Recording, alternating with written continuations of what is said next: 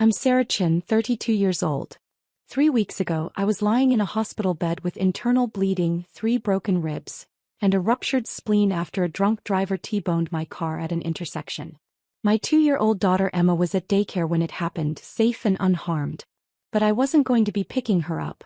The paramedics were telling me I needed emergency surgery within the hour, or I might not make it. From the ambulance, with an oxygen mask half covering my face and my hands shaking, I called my mother. "Mom," I managed to say through the pain. "I've been in a car accident. I need emergency surgery. Can you please pick up Emma from daycare and watch her? I'm at Mercy General." There was a pause. Then my mother's voice came through, annoyed and inconvenienced. "Sarah, this is really bad timing. Your father and I are leaving for our Caribbean cruise tomorrow morning. We've had this planned for months. You know how much we've been looking forward to this with your sister." I couldn't believe what I was hearing. "Mom, I have internal bleeding. They're taking me into surgery. Emma needs someone." "You're always so dramatic about everything," she cut me off. "I'm sure it's not as serious as you're making it sound. You probably just have some bruises. Can't you call one of those babysitting services? We have our cruise, Sarah. 14 days with your sister and her family. We're not missing that for your drama." The paramedic beside me was staring at my phone with an expression I'll never forget. Pure disbelief mixed with disgust. "Mom, please. I'm begging you. Emma is 2 years old. She needs family. We are family, which is why you should understand how important this trip is to us. Your sister specifically requested we come. She's already there waiting for us in Miami. I'm not disappointing her because you got into a fender bender. Figure it out yourself. You're an adult." The line went dead. I stared at my phone, blood seeping through the temporary bandages the paramedics had applied to my side. The female paramedic gently took the phone from my hand. "Honey," she said softly, "let's focus on getting you stabilized. Do you have anyone else?" I didn't. My ex-husband had abandoned us when Emma was 6 months old, moved across the country and hadn't sent a single child support payment. My father always just went along with whatever my mother said. My sister Melissa? She was already in Miami, probably sipping cocktails on the beach, waiting for our parents to join her on their luxury family vacation. The one I apparently wasn't important enough to be included in. Before I tell you what happened next, if you're enjoying this story, I'd really appreciate it if you could like and subscribe. But only if you're genuinely connecting with this. Now let me tell you about the decision I made in that ambulance. "I need to make a call," I told the paramedic. My voice was steadier now, ice cold with clarity. I pulled up a premium nanny service I'd heard about from a colleague at work. Despite the pain, despite the fear, I managed to explain my situation. They had someone available immediately. A wonderful woman named Patricia who could pick up Emma within 30 minutes and stay with her for as long as needed. $45 an hour, 24-hour minimum commitment. I didn't hesitate. I gave them my credit card information right there in the ambulance. Then I did something else. Something I'd been thinking about for years but never had the courage to do. I opened my banking app and canceled the automatic monthly transfer. $3,800. Every single month. For the past 8 years and 2 months. I did the math even through the haze of pain. $374,240. That's how much money I'd secretly been sending my parents since I was 24 years old. They thought they were living off my father's pension and Social Security.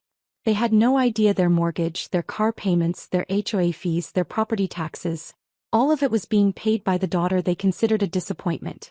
Let me back up and tell you how I got here, because this didn't start with a car accident. This started 32 years ago when I was born and my mother decided I would never be good enough. Growing up, I was always the other daughter. Melissa, 3 years older, was everything. Straight A's without trying. Homecoming queen. Full scholarship to Princeton.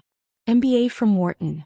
Now a senior executive at a Fortune 500 company pulling in $400,000 a year. My parents' pride and joy. Their success story. The one they actually introduced to people at parties. Me. I was the afterthought.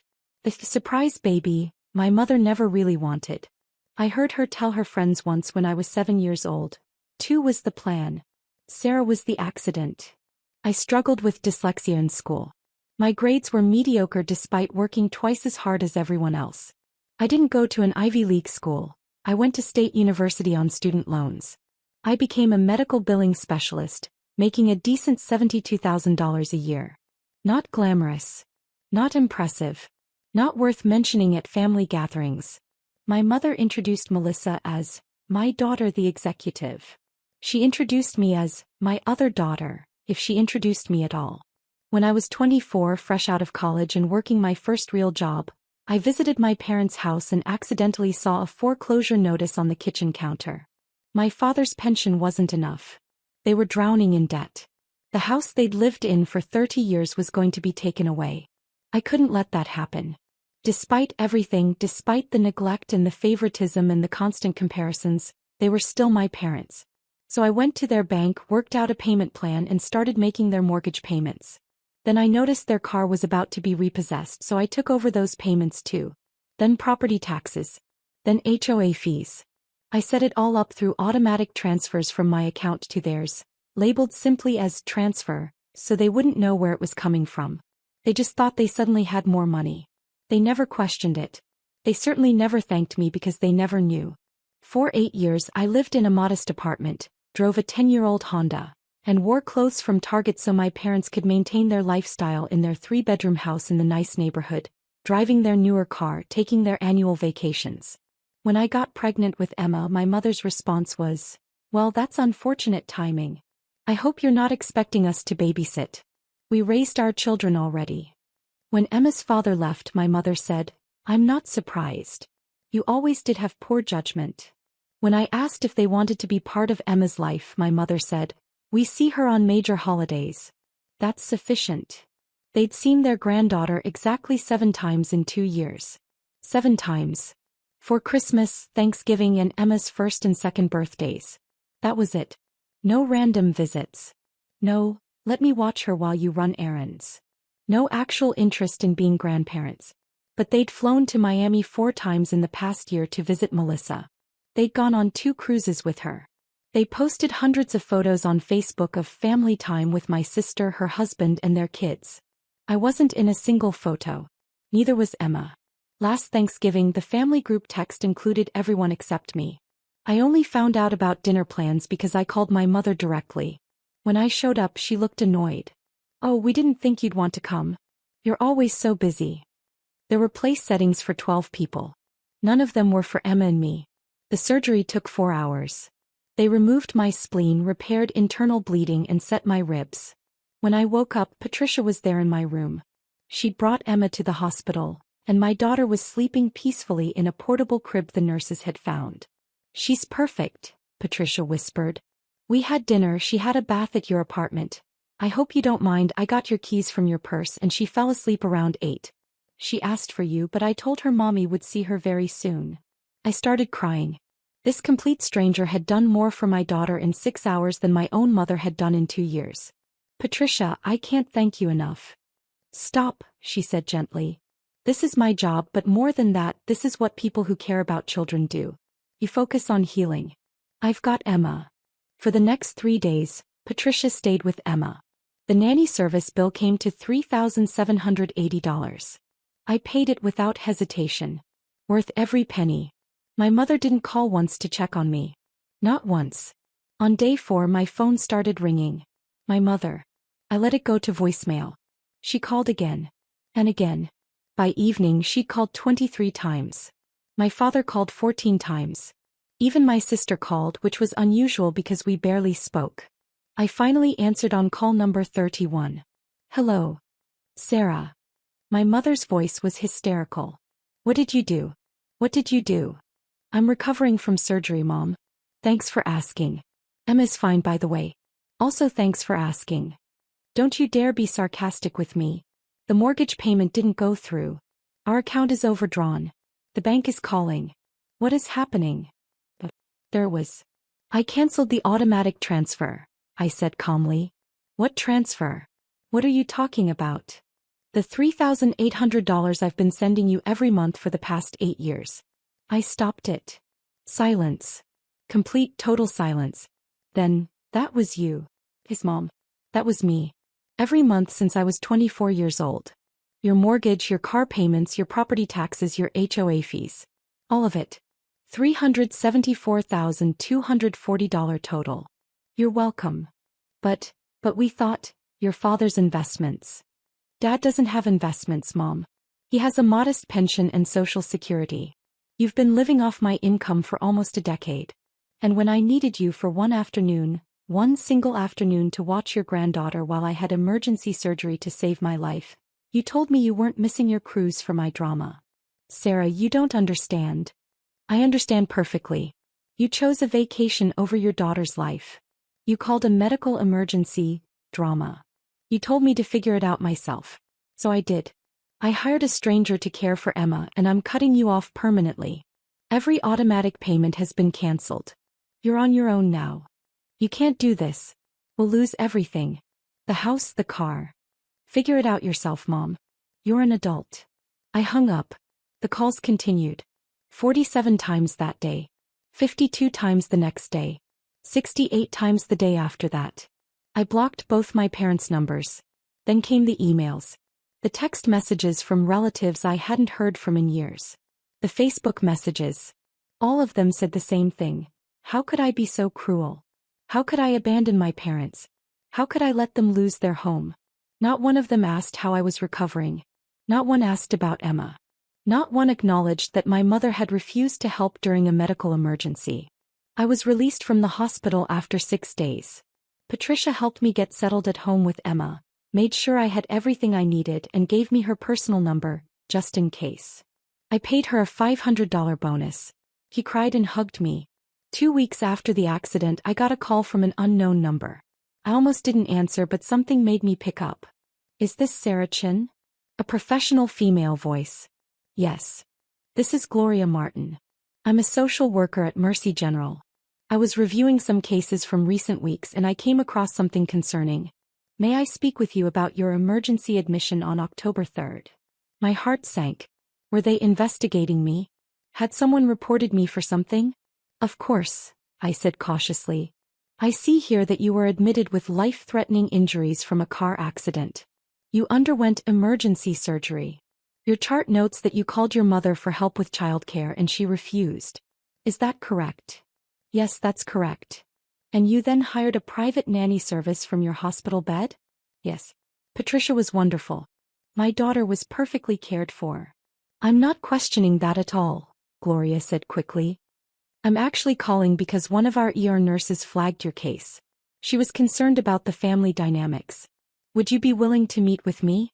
I think there's something you should know. We met 3 days later at a coffee shop near the hospital. Gloria was a woman in her 50s with kind eyes and a direct manner. She didn't waste time on small talk. Sarah, what I'm about to tell you is something I think you need to hear, but it's not going to be easy. I've been a social worker for 27 years. I've seen thousands of cases of family neglect, abuse, and dysfunction. Your case stood out to me because it's what we call covert emotional neglect from parental figures with narcissistic tendencies. I must have looked confused because she continued. Your mother's response to your emergency wasn't just selfish. It was pathological. A normal parent, even one who's not particularly close to their adult child, would respond to a medical emergency. The fact that she didn't, combined with what our nurse overheard about your financial support of them, suggests a deeply dysfunctional dynamic. I just thought she was always kind of self-centered, I said weakly. Sarah, has your mother ever acknowledged your accomplishments? Celebrated your achievements? Showed genuine interest in your life? I thought about it. Really thought about it. No, I finally said. Never. Has she ever compared you unfavorably to your sister? Constantly. Has she ever made you feel responsible for her happiness or well-being? I thought about the 8 years of payments. The guilt I felt even now for stopping them. Yes. Gloria nodded. What you've been experiencing is called golden child/scapegoat dynamics.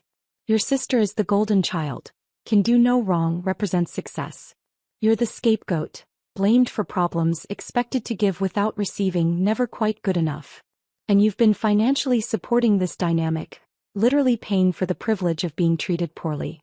Something cracked open inside my chest. All those years. All that money. All that trying to earn love that was never going to come. What do? I whispered. You've already done it. Gloria said firmly. You cut off the money. That was the right call. Now you need to maintain boundaries. They're going to escalate. They're going to try guilt, manipulation, flying monkeys, family members who pressure you on their behalf. You need to stay strong. I feel so guilty though. Of course you do. They've trained you to feel responsible for them. But Sarah, answer me this. If the situation was reversed, if they were the ones with money and you were struggling, do you think they'd secretly pay your bills for 8 years? I knew the answer immediately. No. Exactly. This has been a one-way relationship. You deserve better. More importantly, Emma deserves to grow up seeing her mother treated with respect. You're breaking a generational pattern. That's hard, but it's necessary. We talked for 2 hours. When I left, I felt something I hadn't felt in years. Clear-headed. Sure of myself. 3 weeks after the accident, on a Tuesday afternoon, my doorbell rang. I looked through the peephole and saw my mother and father standing there. My mother looked furious. My father looked defeated. I opened the door but didn't invite them in. What do you want? We need to talk, my mother said, trying to push past me. I blocked the doorway. We can talk here. Sarah, please. Don't be difficult. We drove all the way here. You drove 30 minutes, Mom. The same 30 minutes you couldn't spare when I was dying in a hospital. That's not fair. We didn't know it was that serious. I told you I had internal bleeding. I told you I needed emergency surgery. What part of that didn't sound serious? My father finally spoke. Sarah, sweetheart, we're going to lose the house. We need you to reinstate the payments. Just until we figure something else out. Figure what out, Dad? You're both retired. You have no other income. You've been living off me for 8 years. If I start paying again, you'll just expect it forever. But where will we go? My mother's voice hit that whining tone I'd heard my whole life when she wasn't getting her way. I don't know, Mom. Maybe you can stay with Melissa. She's the successful daughter, right? The one worth spending time with. Melissa doesn't have room. She has a 5-bedroom house. Her guest rooms are occupied. Then downsize. Sell the house. Get an apartment you can afford on Dad's pension. That's what normal people do. This is our home, Sarah. We've lived here for 30 years. And I've paid for it for 8 of those years. I'm done. My mother's face twisted into something ugly. You're just doing this to punish us. You've always been spiteful. Selfish. This is exactly why we've never been close. Something inside me snapped. We've never been close because you've never wanted to be close to me. You've never liked me. From the day I was born, I was the accident, the burden, the disappointment. I've spent 32 years trying to earn your love and I'm done. I'm done paying for it. I'm done begging for it. I'm done. If you don't help us, we'll be homeless, my mother shrieked. Then I guess you'll figure it out. You're adults, remember? I closed the door. They pounded on it for 10 minutes, but I didn't open it again. Eventually they left. The phone calls became extreme. My mother called 8-9 times in one day. When I blocked her number, she called from other people's phones. She showed up at my apartment 4 more times. I stopped answering the door. Then came the Facebook post. My mother wrote a long, detailed post about her ungrateful daughter, who abandoned her elderly parents in their time of need. She painted herself as the victim of a cruel, heartless child. She conveniently left out the part about refusing to watch Emma during my surgery. She definitely didn't mention the $374,240. Extended family members I barely knew started commenting. Family should help family. Elders deserve respect. How could you? I didn't respond to any of it. Gloria had warned me this would happen. Don't defend yourself on social media, she'd said. People who want to believe you're the villain will believe it no matter what you say. The people who matter will see the truth. He was right. 3 of my cousins reached out privately. We saw your mom's post, but we also noticed she wouldn't say what actually happened. What's the real story? I told them. All of it. The 8 years of payments. The cruise. The refusal to help with Emma. The complete lack of concern for my well-being. Their responses were similar. Oh my God, I had no idea. That's awful. You did the right thing. But publicly my mother's narrative dominated. I was the ungrateful daughter. The family villain. Fine. I could live with that. 6 weeks after the accident, I was mostly healed physically. The emotional healing was ongoing. I'd started seeing a therapist who specialized in family trauma. It helped. Then something unexpected happened. I got a call from a number I didn't recognize. When I answered, an elderly male voice said, "Sarah? This is your grandfather. Your mother's father. Don't hang up." I'd never met my maternal grandfather. He and my grandmother had divorced when my mother was young, and there'd been some kind of major falling out. My mother never talked about him except to say he was dead to the family. "Grandpa Frank," I said cautiously. "That's right. I know this is out of the blue, but I need to talk to you. Your mother doesn't know I'm calling. Can we meet?" We met the next day at the same coffee shop where I'd met Gloria. Frank was 78, sharp as a tack, and didn't pull punches.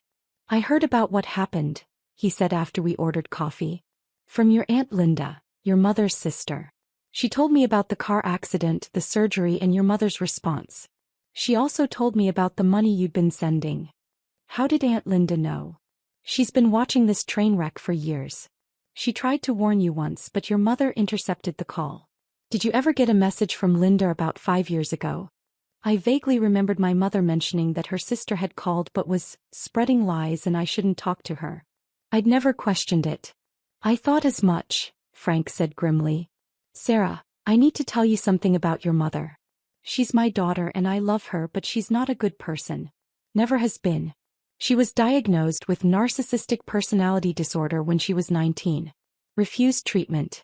It destroyed my marriage to her mother because we disagreed on how to handle it."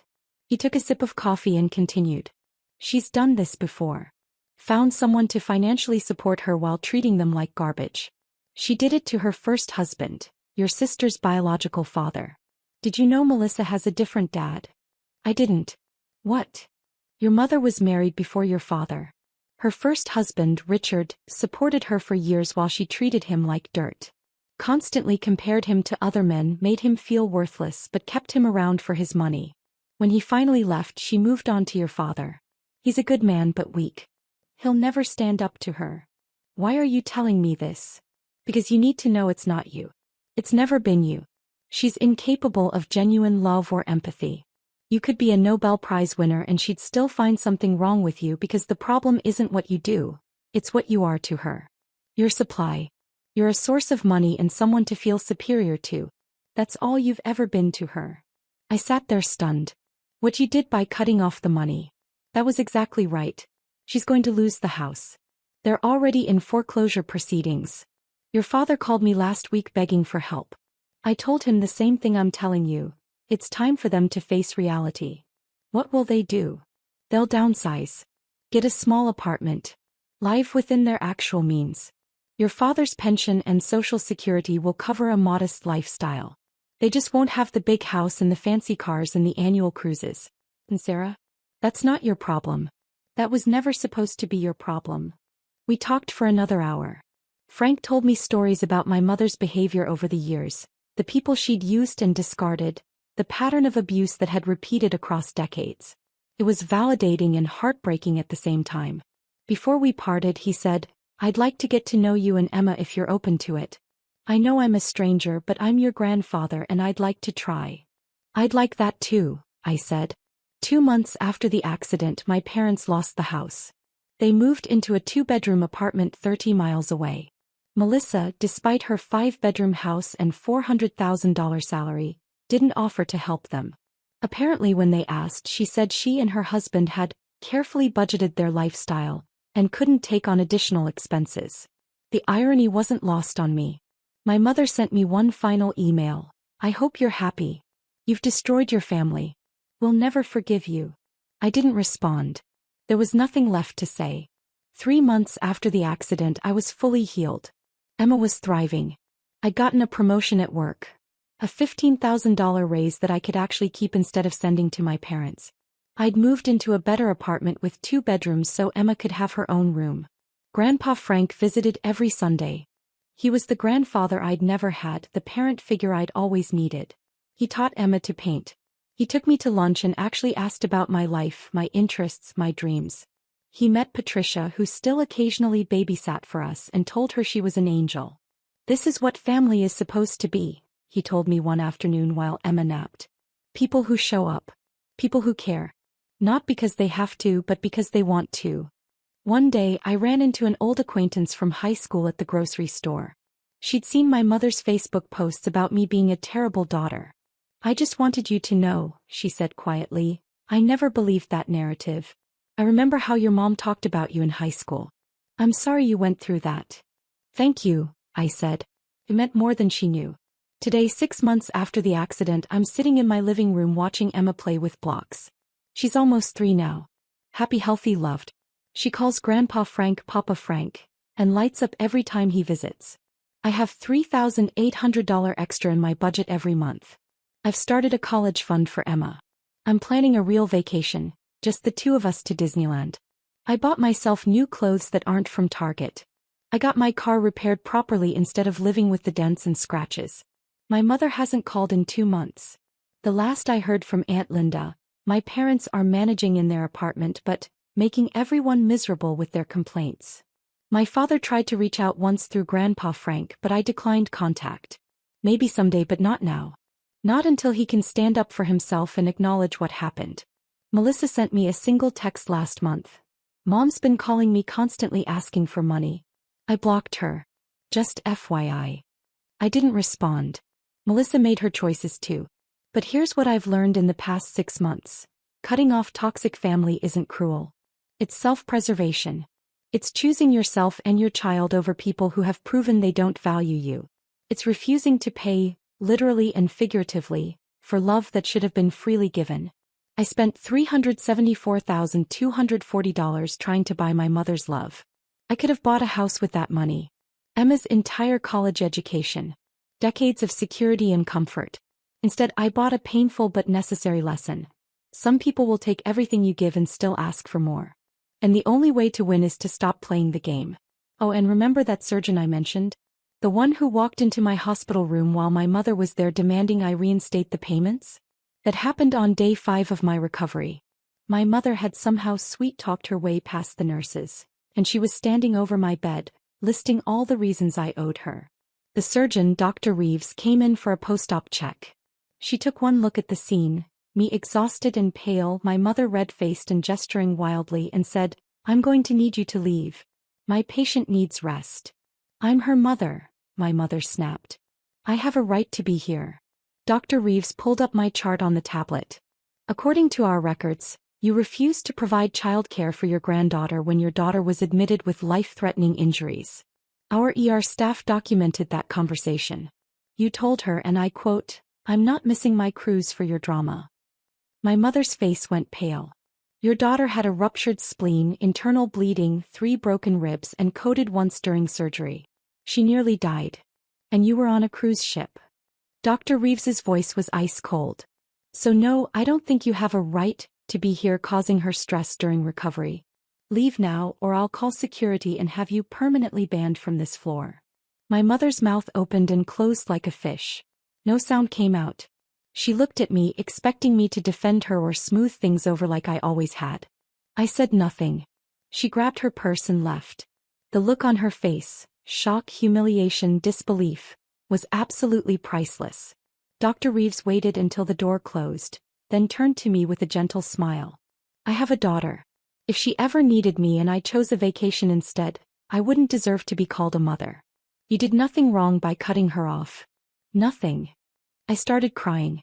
She pulled up a chair and sat with me for 20 minutes, not as my surgeon but as one human being to another, and told me about setting boundaries with her own toxic mother-in-law. She gave me Gloria's number and told me to seek therapy for family trauma. That conversation changed everything. It was the first time a parental figure had ever validated my feelings instead of dismissing them. It gave me the strength to maintain my boundaries when the pressure mounted. So here I am, 6 months later. A single mother with a beautiful daughter, a relationship with my grandfather, a career I'm good at, and absolutely zero debt to the people who gave birth to me. I'm not going to lie and say it's been easy. Some days I still feel guilty. Some days I wonder if I should have tried harder, been more understanding, given them another chance. But then I remember I gave them 32 years of chances. I gave them $374,240. I gave them my time, my energy, my emotional labor, my desperate attempts to be good enough. They gave me nothing but criticism and demands for more.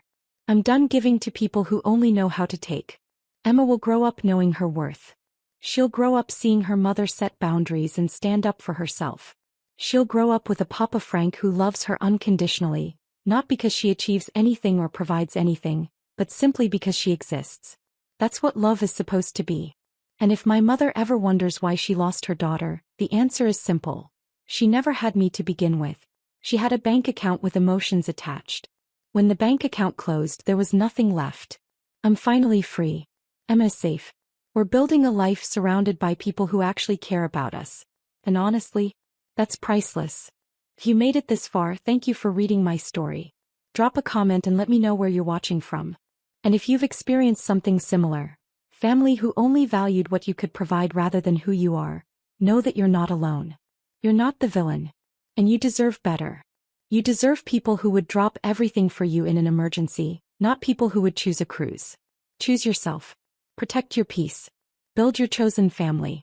It's the best decision I ever made.